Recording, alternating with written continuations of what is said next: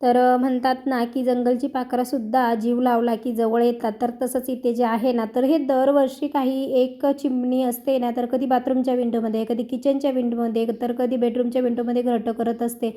अगदी हॉलची विंडोसुद्धा सोडत नाही. तर ह्यावेळेस त्यांनी पाठीमागच्या बेडरूमची विंडो पकडले.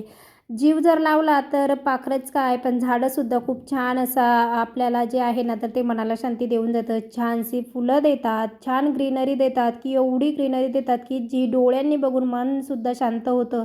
तर अशी ही छान जी आहे ना, तर ज्याची आपण केअर करू ना, तर ते आपल्याला देतं. पण माणसाच्या बाबतीत असं होत नाही.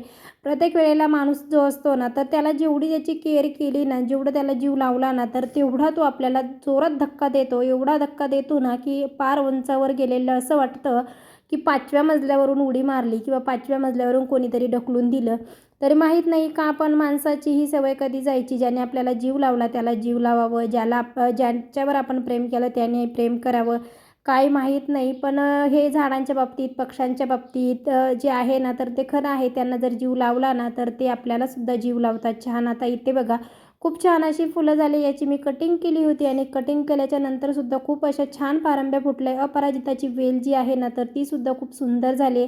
पार सुकून गेली होती, पण पावसामुळे छान झाली. आजची देवपूजासुद्धा खूप सुंदर झाली. फुलं नव्हती, पण अगरबत्ती आणि धूपदीपाच्या वासाने जे आहे ना, तर ते पूर्ण रूम दरवळून गेली. थोडंसं काहीतरी घरामध्ये ग्रीनरी ॲड करायची म्हणून मी इथे एका बॉटलमध्ये मनी प्लांट लावला आहे आणि ती बॉटल जी आहे ना, तर ती तांब्याच्या एका भांड्यामध्ये ठेवली. तर खूप सुंदर लूक येत होता.